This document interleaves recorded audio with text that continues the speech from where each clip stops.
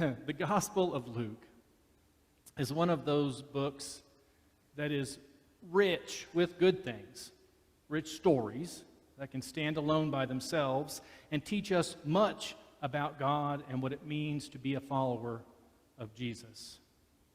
Those standalone stories are good.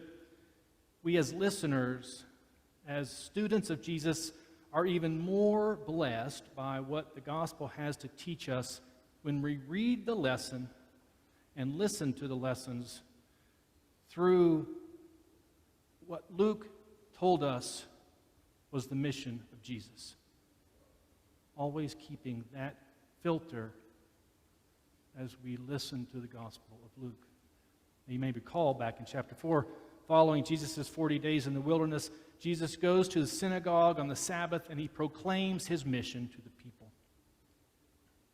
He stood up, unrolled the scroll of the prophet Isaiah and read, "The Spirit of the Lord is upon me, because he has anointed me to bring good news to the poor.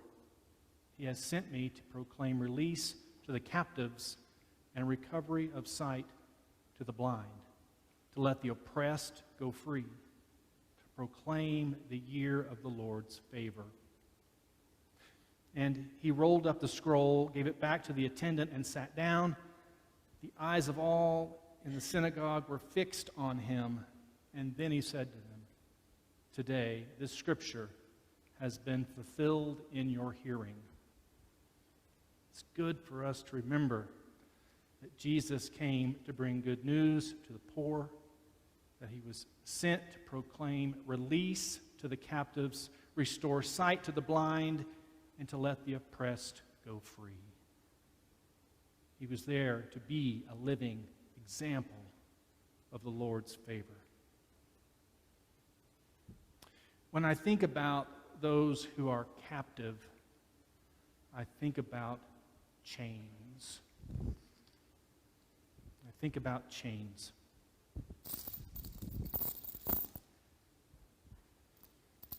Chains, they're heavy. They're restrictive. They weigh you down and they prevent you from fully living by holding you to a perspective of captivity, not allowing you to experience beyond the length of the locked chain.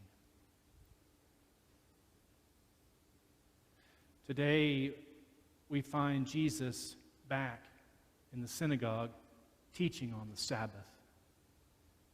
While there, a woman appears before him. The chains of her crippling disease are heavy. They are so heavy that she was bent over and quite unable to stand up straight. This woman was being held captive and only able to live into the perspective that those societal chains would allow. Jesus does not say to her, "Dear woman, stand up, your faith has made you well."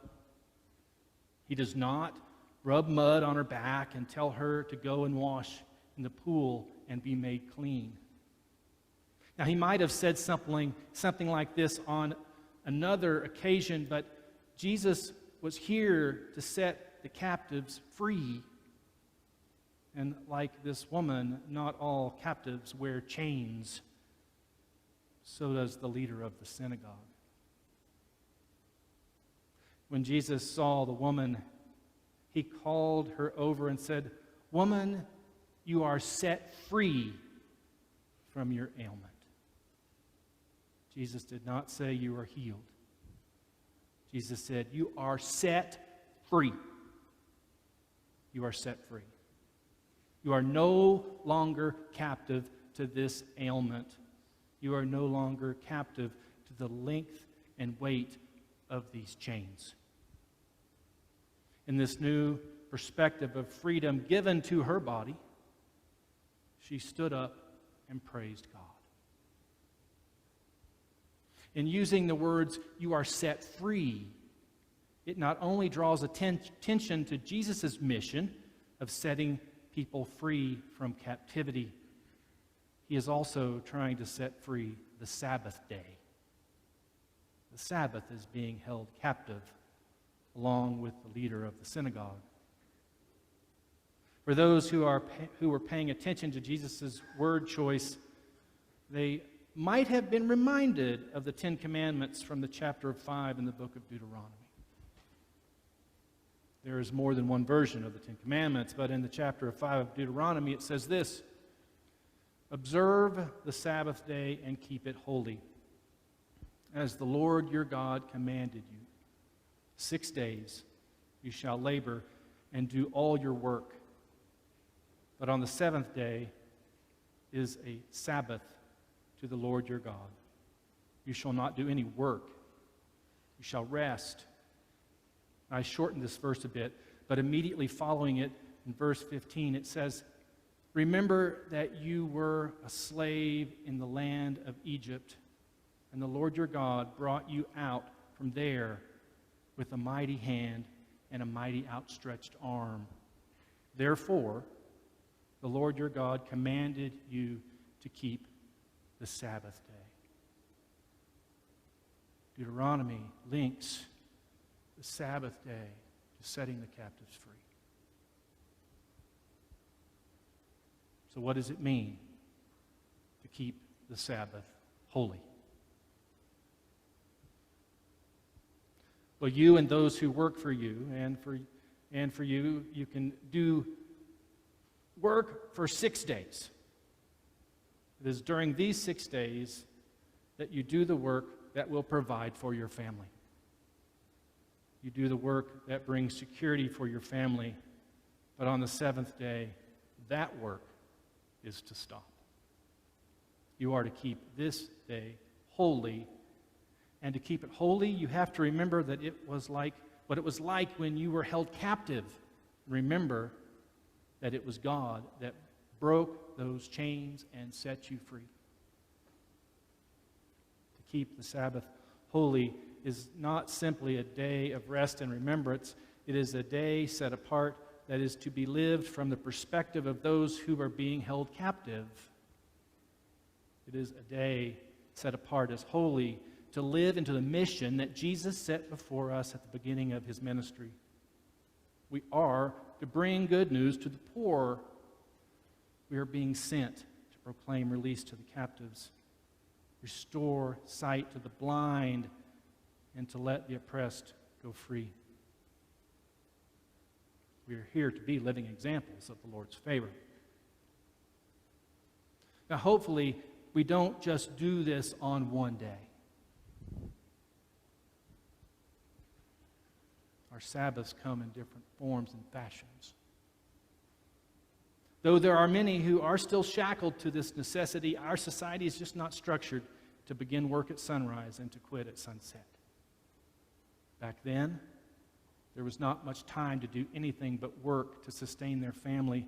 One day was set aside to keep holy, a day for them to be reminded of how God set them free and how they are to do likewise.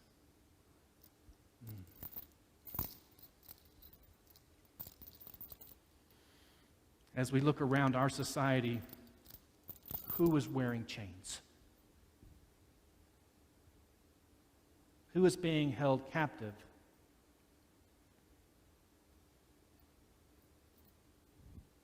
Did we help put them there? What can we do to set them free? The leader of the synagogue is not the only one who is unaware of their chains. What about us? How are we held captive?